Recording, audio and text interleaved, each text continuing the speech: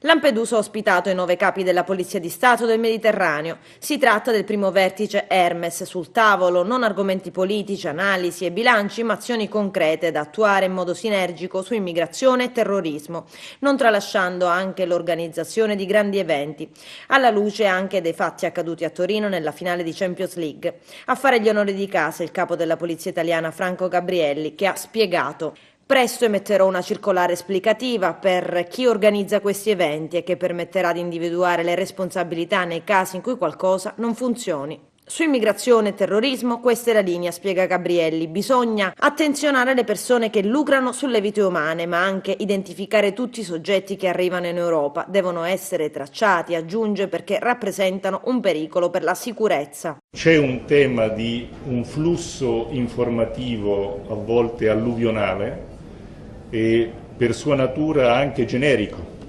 anche perché molto spesso i soggetti che vengono segnalati rispetto a situazioni di percorsi di radicalizzazione che non necessariamente possono essere da subito apprezzati nella loro pericolosità. Se noi mettessimo in fila le migliaia di segnalazioni che quotidianamente arrivano sui nostri tavoli rispetto agli esiti che queste segnalazioni producono, voi avreste perfettamente in maniera plastica la rappresentazione dello spread che esiste tra ciò che si teme e ciò che accade. La riunione è terminata con una dichiarazione di intenti volti a migliorare lo scambio di informazioni operative, incrementare la collaborazione, realizzare progetti comuni, formare le forze di polizia. E prima del briefing i capi delle polizie sono stati accolti dal sindaco di Lampedusa Giussi Nicolini e hanno reso omaggio alla Porta d'Europa, simbolo dei tanti naufragi. Si è trattato di un'iniziativa molto importante di cui ha avuto l'idea il nostro capo della polizia, il prefetto Franco Gabrielli,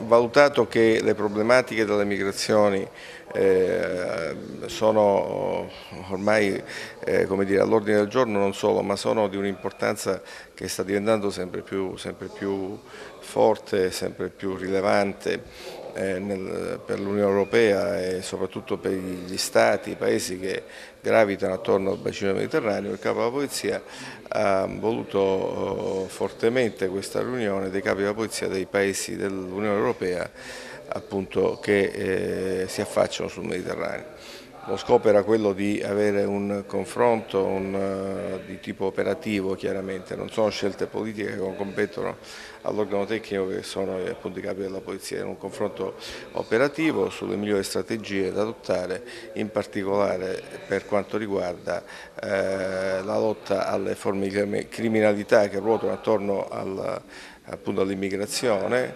e ai pericoli eventuali di terrorismo che sempre a questi flussi si possono riconnettere.